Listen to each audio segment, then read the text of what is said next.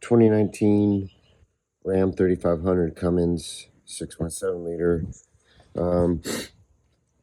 This is for the low coolant light that comes up on the dash, and you know that you got coolant in it.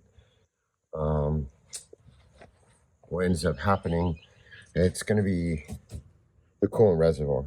So what you can do is first you got to take out this fender lining for the testing and for the replacement. But an easy way to do it is right here. You have this is your coolant level sensor. You can pull your fender liner out.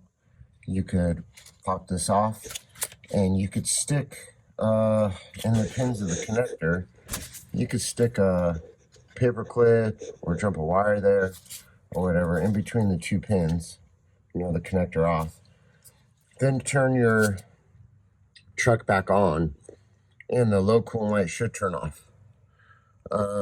Then you could turn your vehicle off, pull the pins out, plug it back in, and just reconfirm that the low coolant light comes back on.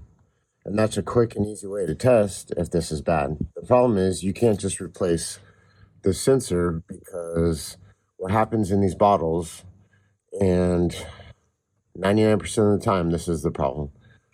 I've done a lot of them, and it's always the bottle replacement assembly, because sediment accumulates at the bottom of this bottle. You can even see right here how it's black in the little pocket. So it just accumulates at the bottom, and what happens is that the sensor goes up in there, and it can't read the heat from the coolant anymore because of the sediment. So it thinks there's no coolant in there, and you can't just throw a sensor in there because the problem is actually in the bottle. It's not the sensor. So you could get a new bottle. Most of them come with sensors. I guess if it doesn't, I'm pretty sure you can swap it, and then you just twist it in there. But overall, it's not too bad of a job. What you need to do is pull this fender liner out. Then you need to pull your intake box out, which this right here, 8mm clamp. Then your whole box assembly, which is held in by grommets. And this ram thing on the newer ones, two sensors here. So it does clip in here, and you have to unclip, and pull it out of here.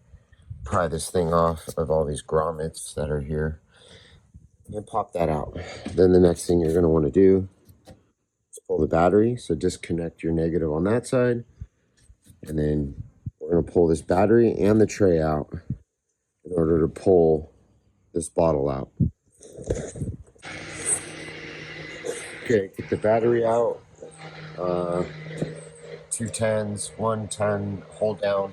Remember, disconnect one of the cables on the other side. Then pull the battery out. Then there's 1 2 3 4, and then on the inside of the wheel well, 5 6 13mm. And then right here's 2 8mm that hold your heater relay on there. Then there's a bunch of clips you got to pop off. So just look at it. Look at all the clips. Then you kind of got to pry it out and up, out of the way.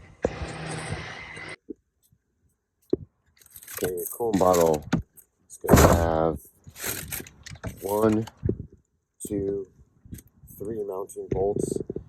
I'm sorry, the third one's there. This one is for an AC line. 10mm, 1 connector, 1 lower hose clamp, 2 upper hoses to remove it, and you could just pull that from the top. Got this thing all wrapped up. One thing I forgot to mention is removing this brace here, which is 2 13s, but that's kind of obvious.